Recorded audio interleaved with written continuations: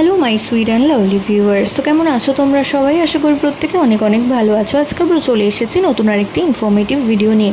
আজকের ভিডিওতে কথা বলবো, আগেকার দিনে একটা প্রবাদ ছিল যে ছেলের মা রাক্ষসী এবং মেয়ের মা সুন্দরী। অর্থাৎ গর্ভাবস্থায় যদি কোনো গর্ভবতী মাকে দেখেন, 5 মাসের পর থেকে তাকে দেখতে অনেকটা বিশ্রী হয়ে গেছে এবং তার ত্বকের মধ্যে অনেক পরিবর্তন এসছে। আগে তিনি ফর্সা ছিলেন, এখন তিনি দিনে দিনে কালো হয়ে যাচ্ছেন এবং তাকে দেখতেও খুব বিশ্রী লাগছে এবং তিনি আস্তে আস্তে রোগা হয়ে যাচ্ছেন বা শুকিয়ে যাচ্ছেন। তো সেক্ষেত্রে ধারণা করা হতো যে গর্ভের আগত সন্তানটি কিন্তু অবশ্যই একটি ফুটফুটে পুত্র সন্তান আসতে চলেছে।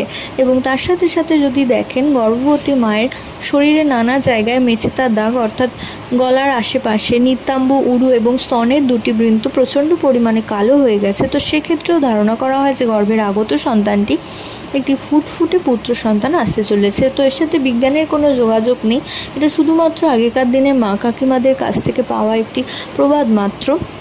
তো আশা করছি ভিডিওটা আপনাদের কাজে আসবে। প্রত্যেকে ভালো থাকুন, সুস্থ থাকুন, সাবধানে থাকুন, এই কামনা করে ভিডিও এখানেই শেষ করছি। নমস্কার।